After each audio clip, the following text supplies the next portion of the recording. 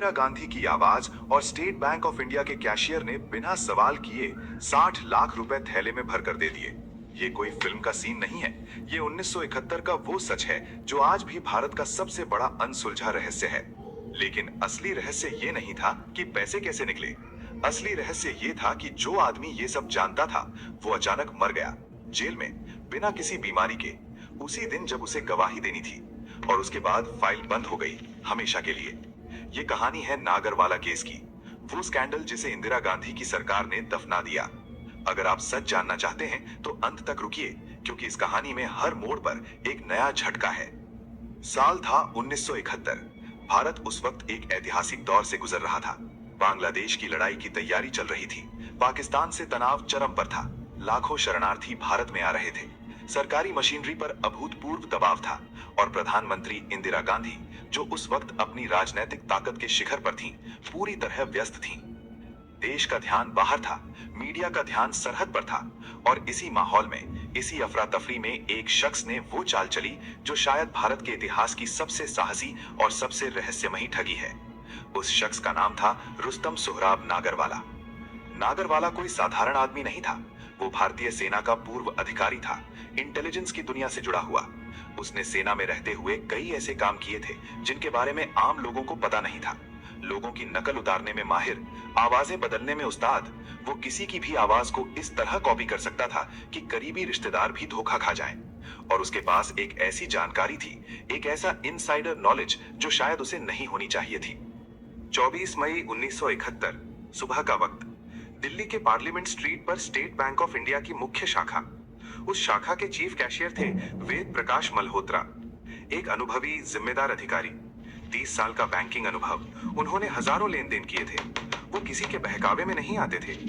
उस सुबह उन्हें एक फोन आया और उस फोन पर जो आवाज थी वो इंदिरा गांधी की आवाज थी। आवाज ने कहा, मैं प्रधानमंत्री इंदिरा गांधी बोल रही हूँ। देश के लिए एक अत्यंत गोपनीय और जरूरी काम है। 60 लाख रुपए नकद तुरंत चाहिए।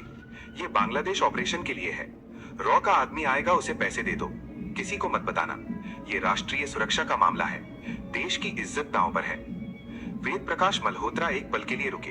उनके मन में सवाल उठे, लेकिन आवाज इतनी असली लग रही थी। लहजा वही था, अधिकार वही था, बोलने का अंदाज बिल्कुल वैसा ही। और बात भी ऐसी थी जो उस वक्त के माहौल से बिल्कुल मेल खाती थी। बांग्लादेश, रॉ, गोपनीय ऑपरेशन, राष्ट्रीय सुरक्षा और सबसे बड़ी बात, प्रधानमंत्री को मना करना। ये सोच भी मुश्किल था। मल्होत्रा ने थैला उठाया, 60 लाख रुपए नकद भरे और जो आदमी आया उसे दे दिए। वो आदमी नागरवाला था। 60 लाख रुपए लेकर नागरवाला निकल गया। लेकिन महज कुछ घंटों में मल्होत्रा को एहसास हुआ कि कुछ बेहद गड़बड़ है। शायद किसी ने उन्हें याद दिलाया, शायद खुद ही शक हुआ। उन्होंने तुरंत अपने वरिष्ठ अधिकारियों को रिपोर्ट किया। जांच शुरू हुई। दिल्ली पुलिस हरकत में आई और 24 घंटे के भीतर नागरवाला पकड़ा गया। पैसे बरामद हो गए, लगभग पूरे। नागरवाला के पास से 59,97,000 रुपए मिले। मामला दिल्ली पुलिस को सौंपा गया। नागरवाला गिरफ्तार था, सबूत थे, पैसे मिल गए थे। ये एक ओपन एंड शट केस लगता था। लेकिन यहीं से शुरू हुई असली कहानी। जैसे ही नागरवाला को गिरफ्तार किया गया, उसने एक बात कही जिसने सब कुछ पलट दिया। उसने कहा, मैंने ये अकेले नहीं किया, मुझे भेजा गया था। इसके पीछे बहुत बड़े लोग हैं। मैं सब कुछ बताने को तैयार हूँ। ये सुनते ही दिल्ली में हड़कंप मच गया। बड़े लोग, ये दो शब्द इंदिरा गांधी की सरकार के लिए एक बॉम्ब की तरह थे। अगर नागरवाला ने वो नाम लिए जो वो लेना चाहता था, तो एक भयंकर राजनीतिक तूफान आ सकता था। मुकदमा शुरू हुआ और यहाँ जो हुआ वो भारतीय न्यायिक इतिहास में अजीब है। नागरवाला को मात्र 24 दिन में दोषी करार दिया गया। 4 साल की सजा सुनाई गई और केस बंद कर दिया गया। इतनी तेजी से कि कानूनी जानकार हैरान रह गए। आमतौर पर ऐसे मामलों में महीनों बल्कि सालों तक जांच चलती है, लेकिन यहाँ 24 दिन। नागरवाला का पूरा बयान सार्वजनिक नहीं किया गया। उसने बड़े लोगों के बारे में जो कहा वो रिकॉर्ड पर नहीं आया। किसने उसे ये करने को कहा, ये सवाल दफन हो गया और बिना किसी विस्तृत जांच के केस बंद।